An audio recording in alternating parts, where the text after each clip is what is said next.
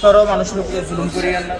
আপনারা যখন মানসিকতা আছে আপনাদের হুট করে ভাড়াটা বাড়াই মানে এই জুলুমটা করে লাভ আছে।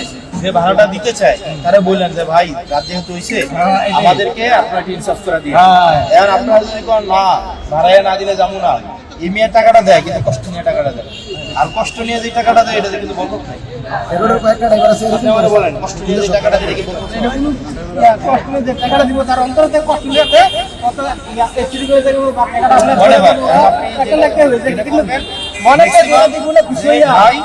ভাড়া হচ্ছে ধরেন 40 টাকা,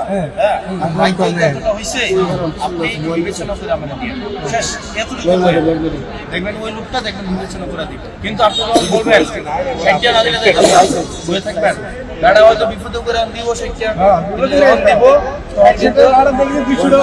যায়, কিন্তু ওটা কি মনসিং 200 টাকা দেয়, টাকাও দেয়, গালাগালিও করে একটা অভিশাপ থাকে।